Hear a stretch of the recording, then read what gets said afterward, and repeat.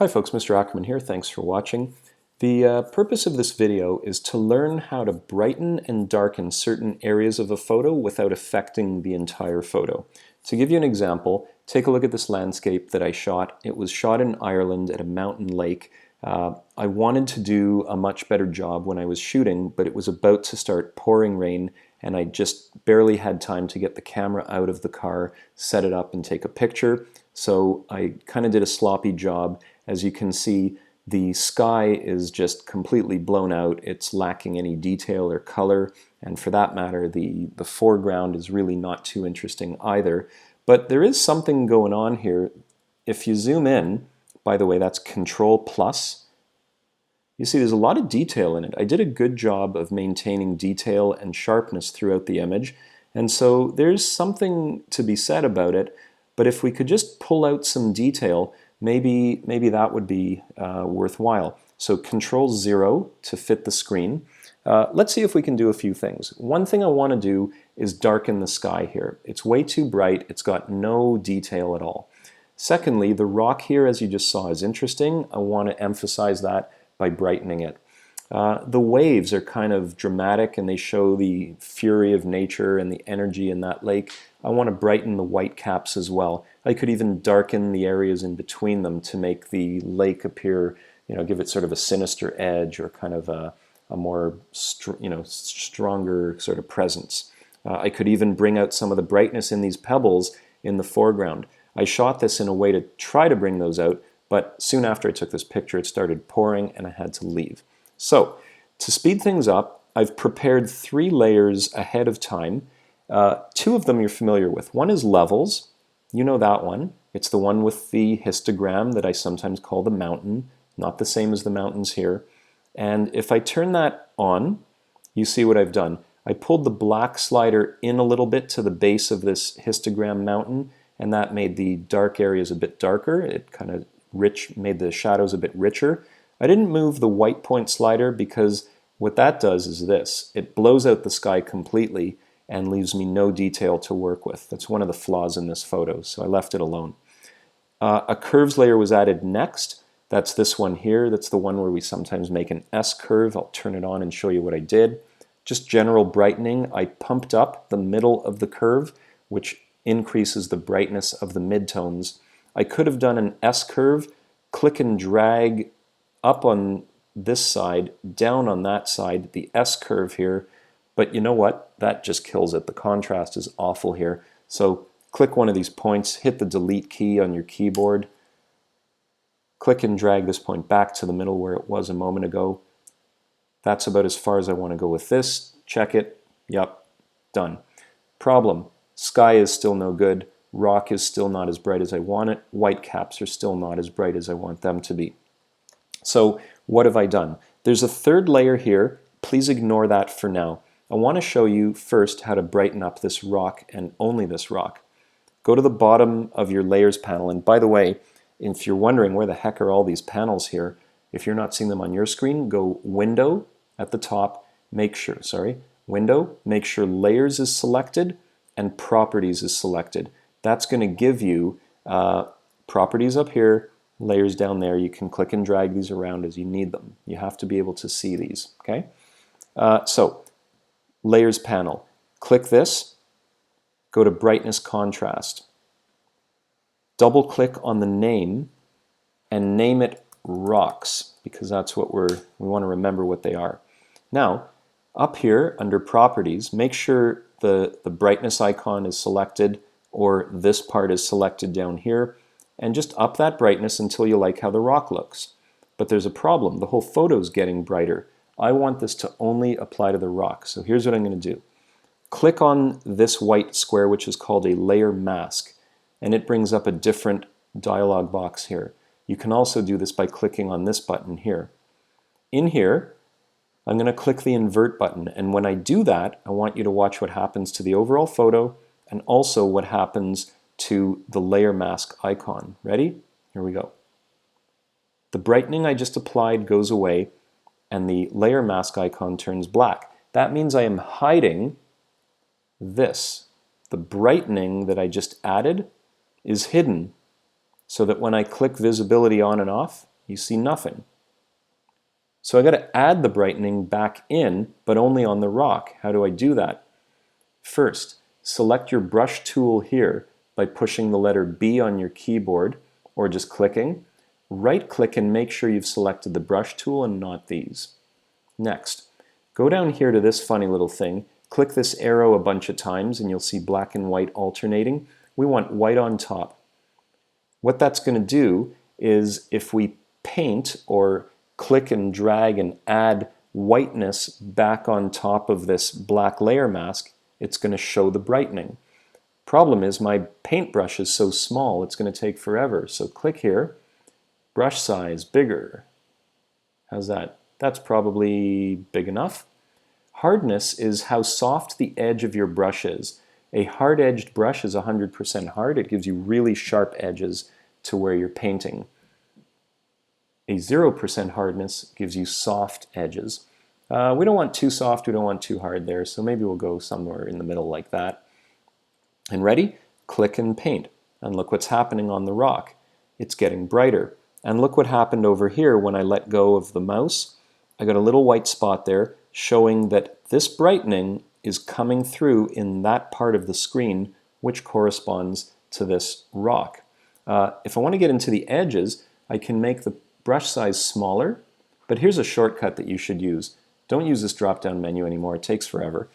Find the letter P on your keyboard. To the right of the letter P are two brackets, square brackets. The left one makes your brush smaller, and the right one makes it bigger. Saves you some time.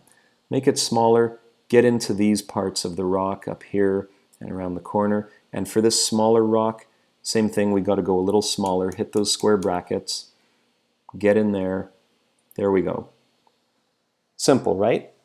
Turn the visibility on and off, and voila, the rock is looking better already. Okay, now I did the same sort of thing to the white caps of the waves here, and that's what this layer is about. I prepared it earlier to save time, so let's turn it on and see how that looks. See? Great, I did the exact same thing there. If I click on this layer, you see I used 13 points of brightness. Any brighter I thought was a little fake. So somewhere around there, I like. And for rocks, I used 38 points of brightness because they were darker to begin with. Okay? Now, here's the challenge, the sky. What are we going to do? Well, same as before. Click down here, add a brightness contrast layer, double click, name it sky so you'll remember what it is. Darken the sky until you like what it looks like. And, oh, look at that. There's actually color in the sky, which I couldn't see a moment ago, and there's some detail, which if I hadn't darkened, I would not be able to see. I'm happy with minus 89 points of brightening. This is not an exact science, you just kind of eyeball it and see what you like. Problem is, it's darkened the whole image, so what do? You're right, you select the layer mask, you invert, which gets rid of the effect, it blocks it out by turning that black. And now we make sure we've selected white here and we got the paintbrush. We select a brush that's the right size and we paint it in. So there it is. Now what's going to happen is soon this brush is going to be just too big to get into those little edges there. So I got to make my brush smaller. As you paint up to a corner, you usually an edge rather, you usually have to make your brushes smaller so that you can fill in all the little nooks and crannies there. I don't really know what a cranny is, but that's what they tell me these things are. Okay. This is getting difficult unless, I'm going to keep making this brush smaller. I could be here all day. This is like the worst imaginable way to do this. Maybe I should zoom in. Control plus a lot. Control plus. There I can see a little bit better. It's like watching this thing under a microscope, but this is going to take forever. This is not the best way to do this. What is the best way?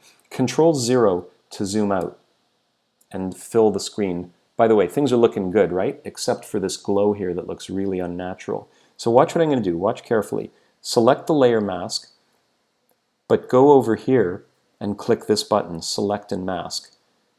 And now, under View, you have a number of choices. The one that was selected from before when I was using Photoshop is marching ants. What are marching ants? Well, they're these things. They show the region that you have been playing around with.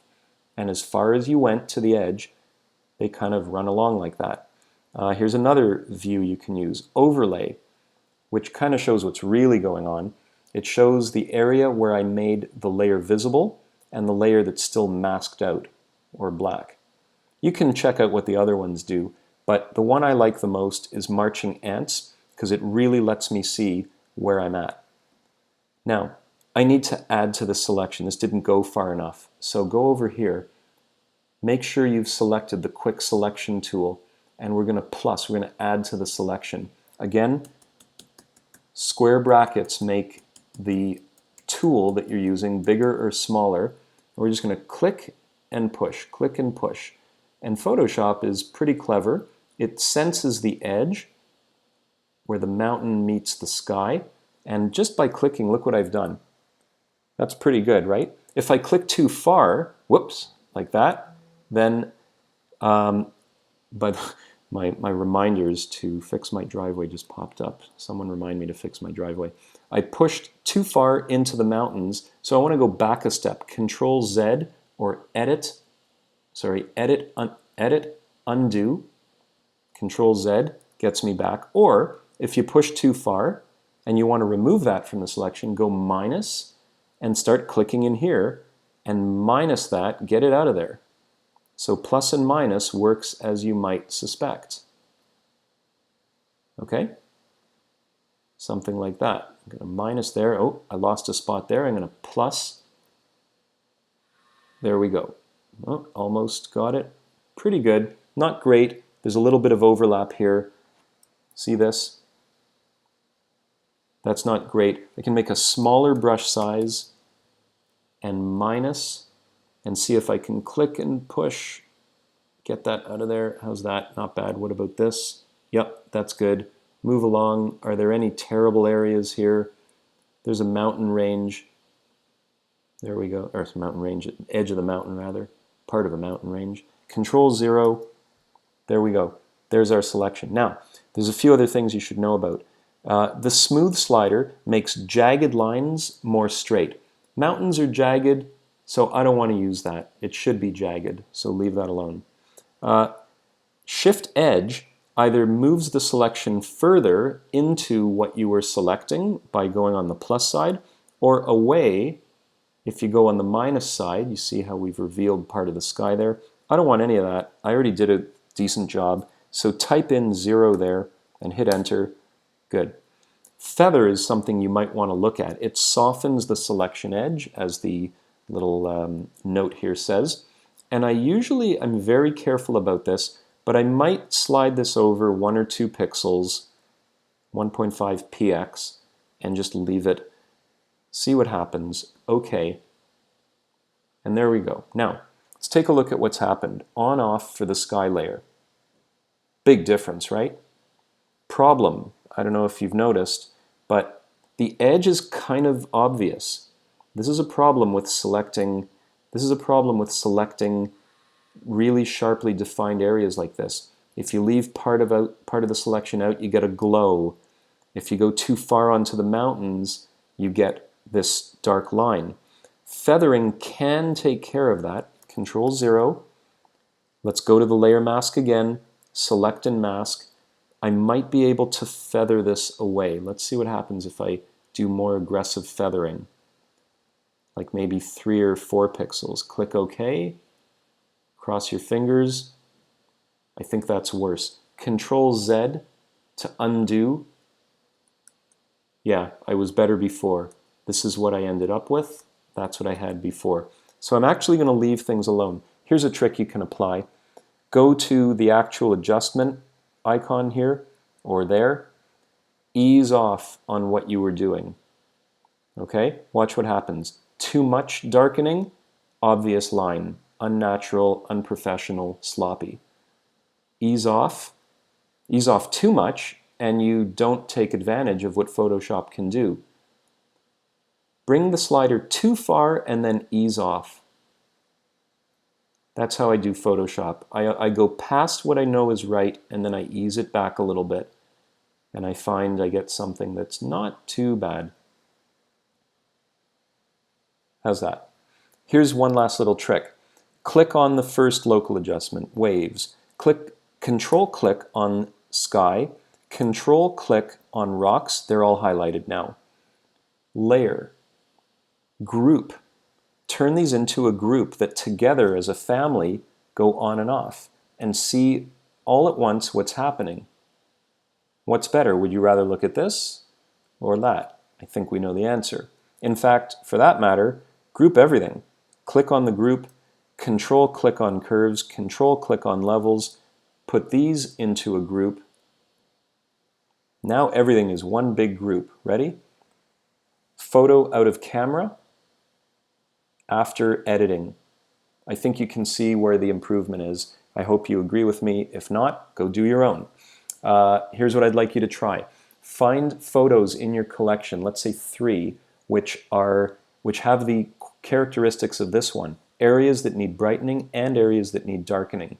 Play with them. See if you can, quote, fix them up in Photoshop.